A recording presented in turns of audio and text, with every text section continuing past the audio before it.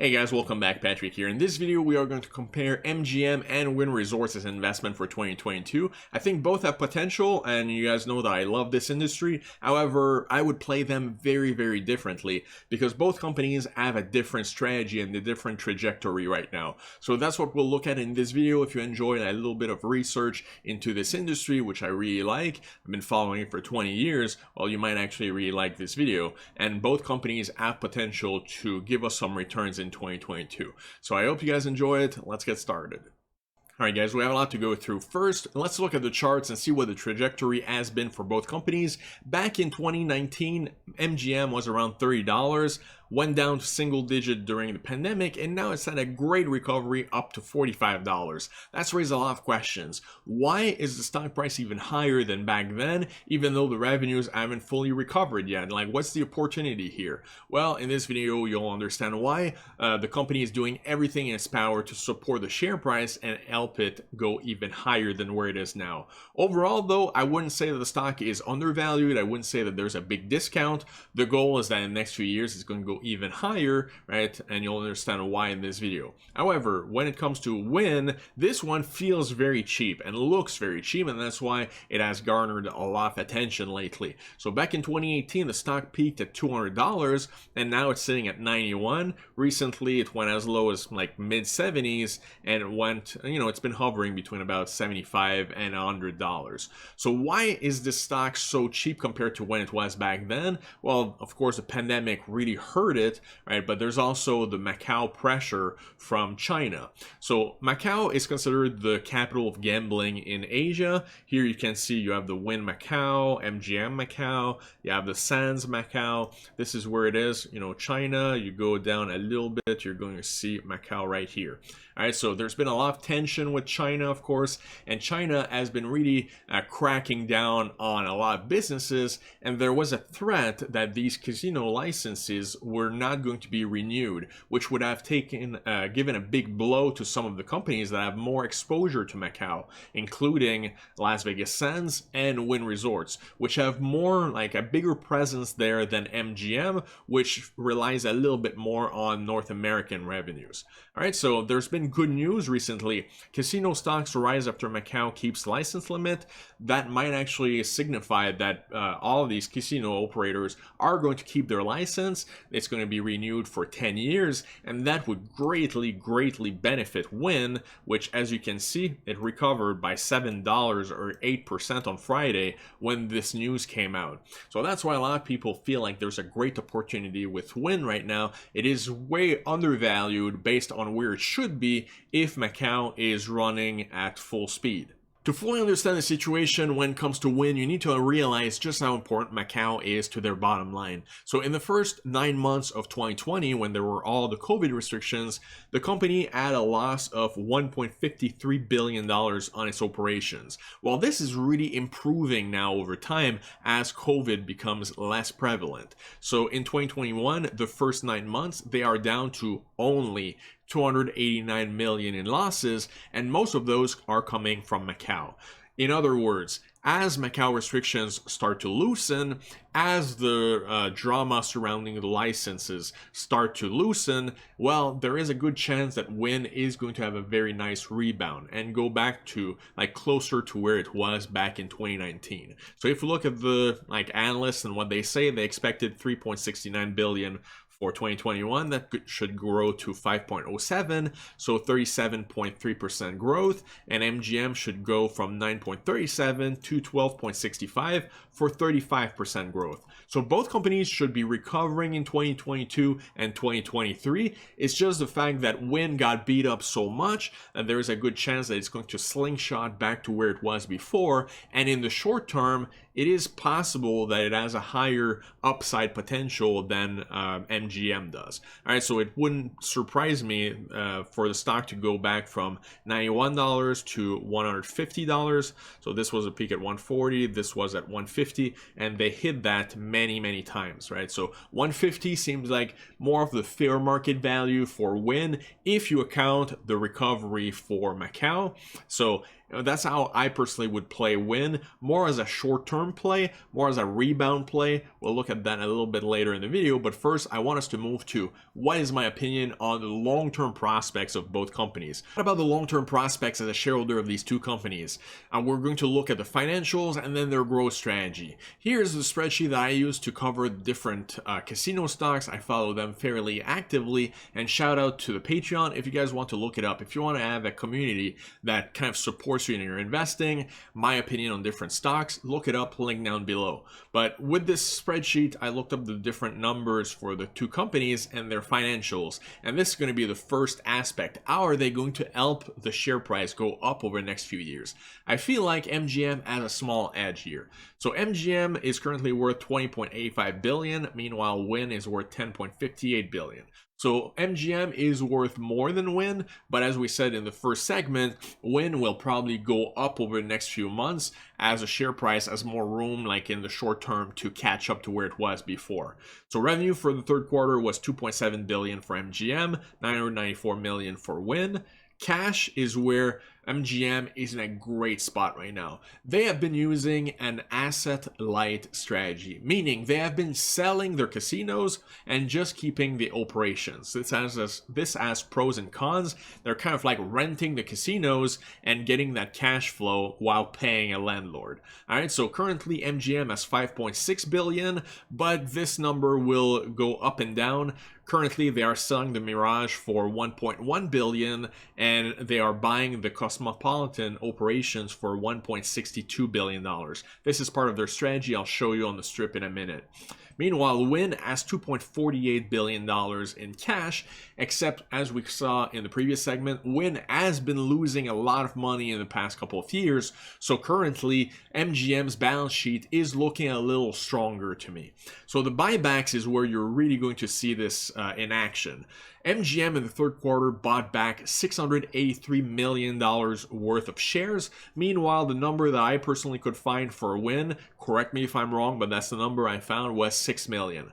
All right, so MGM, because they have such a strong balance sheet right now, they are actually buying back their shares fairly heavily, and that is what has helped the stock price stay up even when the market was struggling and continue to go up, up, up, because the company is buying back so many shares at an average price of around $39, a little over $39, right? So anytime the stock drops, they just buy shares and it really supports it nicely. So the PE ratio for MGM is 34.17. It's inexistent right now for Wynn since they've been losing money over the past couple of years. And what's really important for us is the earnings are coming up soon, right? If you want to do a play on earnings, well, you can actually set up your positions now. So you have Wynn that's going to report on the 3rd of February, and you have MGM that's going to report on the 9th of February. Now, as I said in the previous video, you guys want to use this like tip that I usually do, is you want to compare with other companies that are going to report. Boyd Gaming is the one that I usually follow. They report before Wynn and MGM usually, and you are going to get great insight into what those other companies are going to report. If Boyd Gaming gets great earnings, then it's likely that MGM and Wynn are both also going to get great earnings. All right, so always keep that advice in mind. Now, why do I like MGM so much right now when it comes to long term? Their balance sheet is rock solid. They have been consolidating by selling the casinos to like property management companies, right, and landlords. Meanwhile, they keep the operations and they just operate the casinos. So currently, they have a lot of cash, 5.6 billion, and they've made it a mission. They've stated this, that they are going to be returning cash to the shareholders. So currently the dividend is very low, right? I don't even know how you say it, like what is it, like 0.02%? I'm not exactly sure. So the dividend is extremely low, but it is very possible that they're going to increase the dividend. But more importantly, they are doing so many buybacks. So during the third quarter, they bought 17 million shares of the common stock for $39.89 per share, all right, for an aggregate value of $687 million, and they have $2 billion as of September 30th of 2021. out of their 3 billion stock repurchase program, right? So we're going to get an update in February about how many shares they bought back in the fourth quarter of this year, but my guess is it's probably a lot of shares, all right? And I expect that in 2022 they are going to continue buying a lot of shares because the company has a lot of cash, and that is one of the things that is going to really help it. So as we said in the beginning, that is one of the big reasons why the company is higher than where it was in 2019, right? They just keep buying so many shares that the float goes lower, so each share is worth more. Now, as the company gets even better revenues and profits in 2022 and 2023, they are going to get enough money to continue buying back shares over and over again, to the point where eventually it is possible, in my personal opinion, that we'll get back in the heydays in 2007 when the stock went all the way up to $90. All right, this is not a guarantee. I can't promise you this is going to happen, but the way that they're setting it up, right, it is very likely that the stock will continue to appreciate over the next few years, just because of the fact that the company is returning so much money to the shareholders. Now, Wynn has been losing money in the past few years, so they can't really do that currently, right? How is it going to appreciate over the next few years? It's hard to tell for now. You know, they have that nice growth rate, but until they return to being positive cash flow wise, they won't be able to do as much buybacks as MGM has.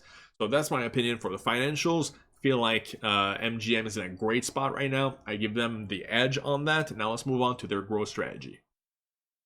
When it comes to expanding, I feel like both companies are using different strategies, and MGM has an edge here too. So I personally do not trust China when it comes to my investments. This is a known thing. It has nothing to do with the Chinese people themselves, but the government is not protecting us as investors. They don't like rich people, they don't care about wealth, and that puts a big vulnerability for Wynn, which really depends a lot on Macau, which is currently the gambling capital in Asia. So MGM does have a casino there too, right? But they're not as dependent as Wynn is. Wynn has Macau, Cotai. Meanwhile, MGM is actually using a different strategy. What if we kind of transferred that hub from China to a more like US friendly country like Japan? That is what's going on right now. So Osaka, Japan is trying to become a hub for casinos themselves, and MGM is one of the companies that is kind of the front runner in becoming one of the big players in Japan. That is going to be great for us as shareholders if this actually takes place. So MGM Resorts selected as Osaka's integrated resort partner in Japan. Look at the beautiful like plan that they have there, and this would be in the second half of the 20s. So somewhere like 26, 27, somewhere around there. So we're talking about more long-term plans. But the thing is that if they can actually get this done, we would not be depending on China, which, do you guys think that the tensions are going to get worse with China over the next few years, or are they going to get better? My opinion, it's going to probably get worse and worse. So even though China's probably not going to like completely shun the casino operators because they depend on that revenue, right? It's just not really good business for us as shareholders. So when it comes to like their expansion in Asia, I personally prefer MGM's operations. Next big area of expansion in the future is the Las Vegas Strip. That's their base of operations, but they are still going to be growing there. So in the north part of the Strip, you have the Wynn and Encore. They've always done well. They really benefit from the convention center. A lot of the convention goers want food and entertainment, so they will go to the Wynn and Encore. Meanwhile, you have MGM that is really doubling down on the southern part of the Strip. So if you put a line on East Flamingo Road, you will see that MGM dominates the southern part.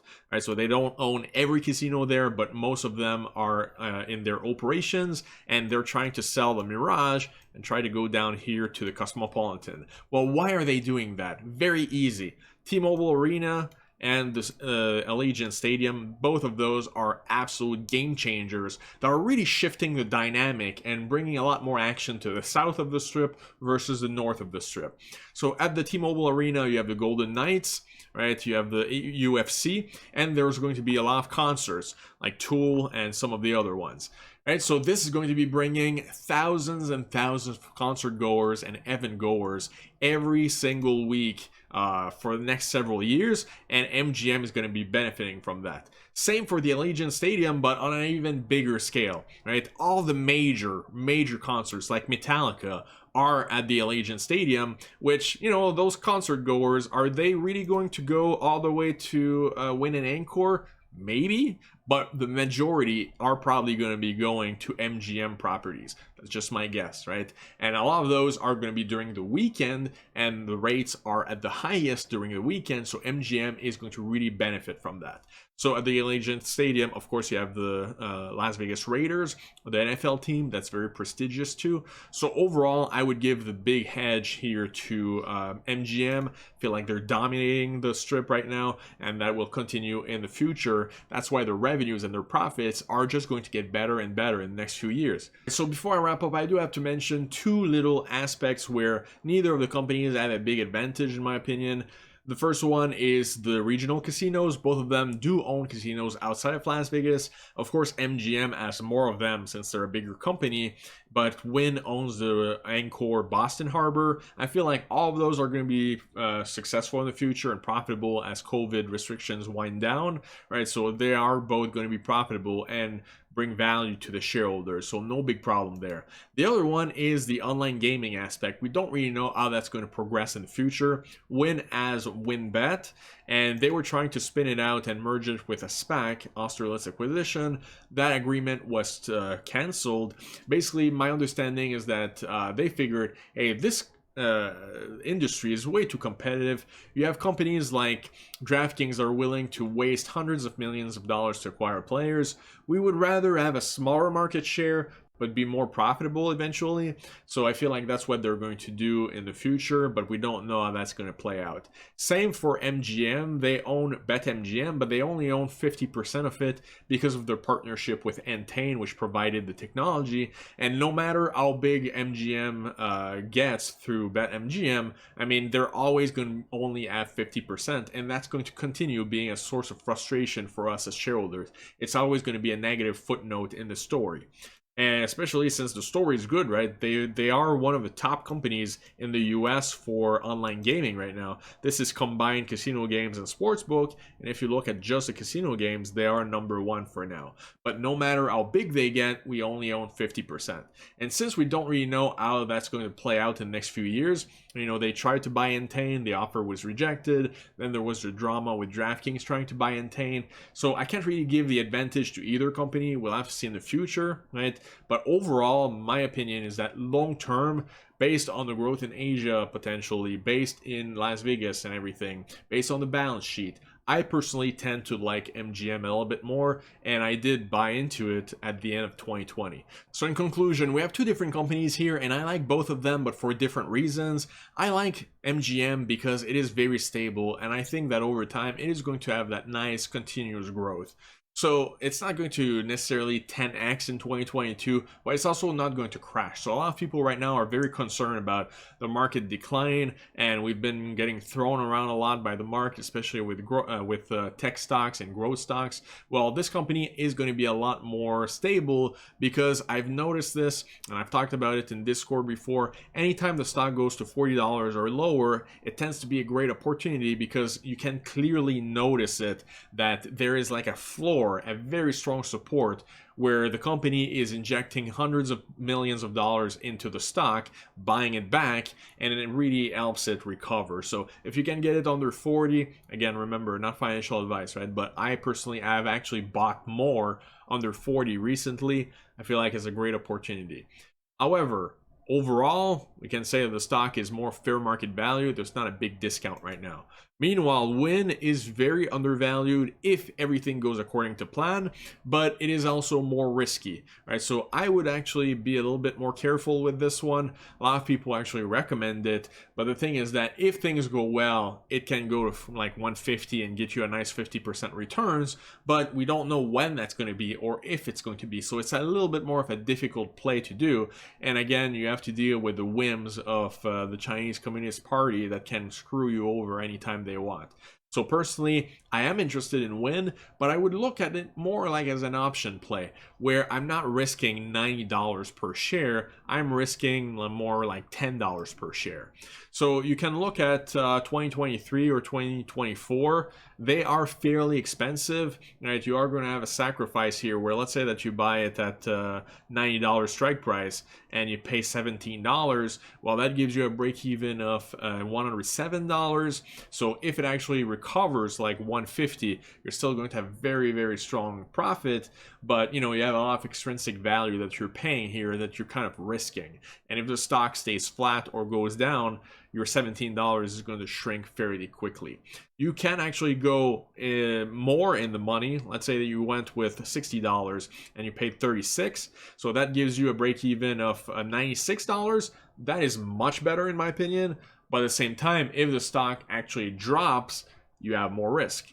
Or you can go the other extreme. You can go to, let's say, $130. That would be $550. That would give you a break-even price of $135.50. And then if there's a very, very strong move, then your $550 can go to $20, and you can triple or quadruple your money. But it's more of a gamble.